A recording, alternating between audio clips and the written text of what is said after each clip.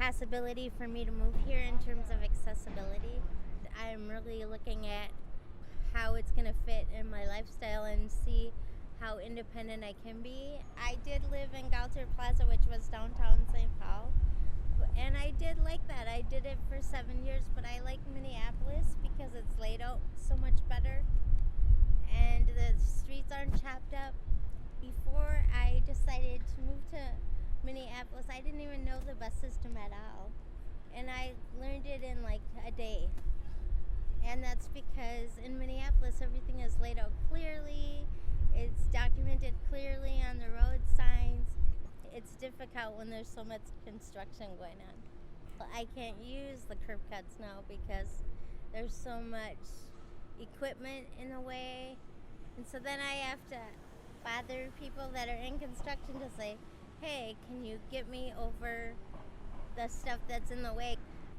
If they don't know how to use a wheelchair, then sometimes it's even more problematic because they're trying to get me over the terrain, and then I'm trying not to slide out of the wheelchair and then hoping there's not a bump that's going to send me off into the air. And luckily I bounce, but really every time I go out I'm kind of wondering how many war wounds I'm going to get because of the terrain. We need those curb cuts just to get up in terms of safety off of the street so that we're not hit by a car. It can't be steep because if it's too steep, it's the speed at which you go that scares you because you can't stop your wheelchair from careening into the traffic.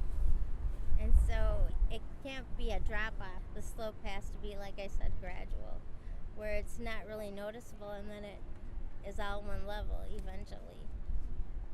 What I've noticed too is when they have the lights aren't tuned into the fact that we need more time to get across the street.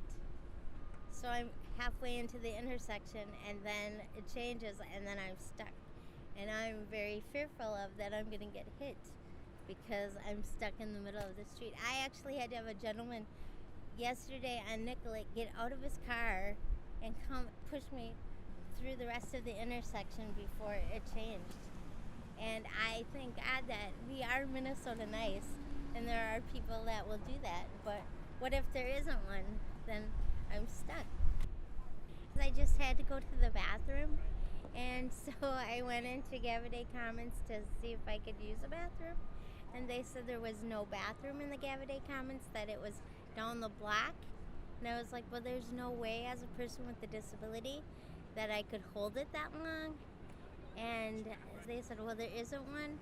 But then I talked to a security guard and I said, that's really not fitting in with the American Disabilities Act because many of us can't hold it that long. And then he brought me to a bathroom that nobody in the public can use. So I was surprised that they hid that from me and that it took so much to get that information. And the buses are fabulous because they do help you on the bus. They now have the kneeling steps so that they meet the ground so you're not worried about falling off of a curb. But what I found with the light rail, it's brand new. They don't have any tie downs. So when I used it today, I rolled all over inside the light rail, banging into somebody, causing pain to them and to me. And there isn't a person that's on the light rail to ensure that we're safe. And so it's really not something that I would feel comfortable using on a regular basis. I'm very surprised at that since it's brand new and they put so much money into it that they wouldn't think about safety as a number one concern for the disabled population.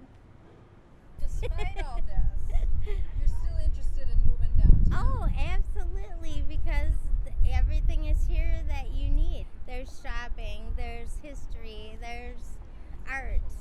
It's very cultural.